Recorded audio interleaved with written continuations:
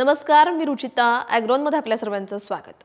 मार्च महिना लागला, उन्हाचा झटका आता आणखी वाढत जाणार आहे. त्यामुळे हळूहळू हिरव्या चाऱ्याचा प्रश्न समोर येतो. पण आपण त्याच्यासाठी आधीच तयार राहूयात. ज्वारी, बाजरी, मका, नेपियर ही सगळी चारा पिकं तयार झालीच. पण यांच्यासोबत आपल्याला प्रथिने म्हणजेच प्रोटीन असलेला चारा देणंही गरजेचं असतं. आता हा उन्हाळी आणि प्रोटीन या दोघांच्या दृष्टीने आपल्याकडे एक उत्तम पर्याय आहे, तो म्हणजे चवळी. चवळी कमी पाण्यावर येणारं, उन्हात तग धरून राहणारं आणि जमिनीला सुपीक बनवणारं पीक आहे. अशा या चवळीची लागवड कशी करायची आणि चवळीमुळे जमिनीची सुपीकता कशी वाढते हे जाणून घेण्यासाठी व्हिडिओ शेवटपर्यंत नक्की बघा. चवळीपासून आपल्याला उत्तम दर्जाचा रुचकर आणि मेन म्हणजे पौष्टिक चारा मिळतो, ज्याच्यामध्ये 13 ते 15% प्रथिनं असतात. चवळीची उन्हाळ्यात आपण फेब्रुवारी ते एप्रिल महिन्यात लागवड करू शकतो. त्यासाठी मध्यम ते भारी जमीन चांगली राहते, तसंच ती चांगली निचरा होणारी सुद्धा असली पाहिजे. आता पाहूयात लागवडीबद्दल. पेरणी करायच्या आधी जमिनीची चांगली नांगरट करून कुळवणी करून घ्यायची आहे. त्यानंतर बियाणं पेरायचंय. चवळीच्या 1 हेक्टर शेतासाठी साधारणतः 30 ते 40 बियाणं लागतात. चांगलं न फुटलेलं टपोरं बियाणं निवडून त्यांची रायझोबियम सोबत बीज प्रक्रिया करायची. यासाठी 10 किलो बियाणाला 250 ग्रॅम रायझोबियम हे प्रमाण घ्यायचंय.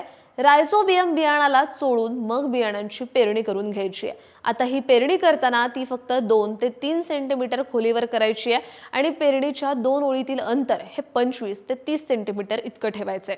आता तुम्ही म्हणाल, पण हे बियाणं कोणतं घ्यायचं? महात्मा फुले कृषी विद्यापीठाच्या शिफारशीनुसार श्वेता EC 4216 आणि UPC 5286 हे वाण आपण निवडू शकतो.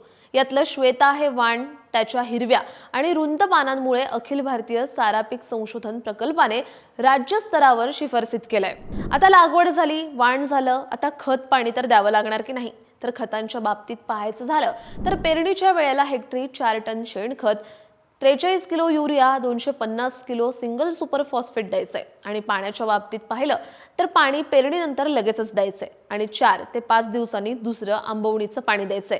उन्हाळी हंगामामध्ये दर 7 ते 9 दिवसांनी पिकाला पाणी द्यायचंय आणि चवळीला अशा 6 ते 7 पाण्याच्या पाळ्या द्यायच्यात. तर सुरुवातीच्या काळात तणांचा प्रादुर्भाव जास्त असतो, पण 30 दिवसानंतर हे पीक पूर्ण जमीन झाकून टाकतं. आपल्याला फक्त सुरुवातीच्या काळात एक खुरपणी करावी लागते.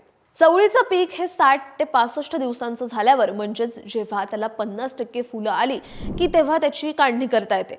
चवळीची काढणी आपण त्याच्या 50% शेंगा तयार होईपर्यंत करू शकतो, कारण त्याच्यानंतर आपण काढणी केली तर चवळीचं खोड जास्त जाड आणि कठीण होतं.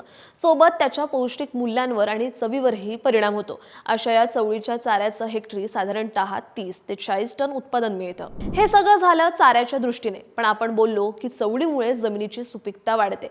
ती कशी वाढते बरं? तर चवळी हे द्विदल पीक आहे, म्हणजे त्याच्या बीला आपण 2 समान भागांमध्ये विभागू शकतो. द्विदल पिकांच्या मुळावर रायझोबियमचे जीवाणू असतात आणि ते हवेतला नत्र पिकासाठी उपलब्ध करून देतात. त्यालाच नत्र स्थिरीकरण असं म्हणतात. आणि जमिनीतला नत्र वाढला की जमिनीची सुपीकता वाढते आणि पुढच्या पिकालाही त्याचा फायदा होतो. त्यामुळे चवळी चारा म्हणून उन्हाळ्यात फायदेशीर तर आहेच, याच्यासोबत ते जमिनीसाठी सुद्धा उपयोगी आहे. तुम्हाला ही माहिती कशी वाटली हे कमेंट बॉक्समध्ये नक्की सांगा आणि अशाच शेतीविषयक आणि नवनवीन माहितीसाठी ॲग्रोवनला सबस्क्राईब आणि फॉलो करायला विसरू नका.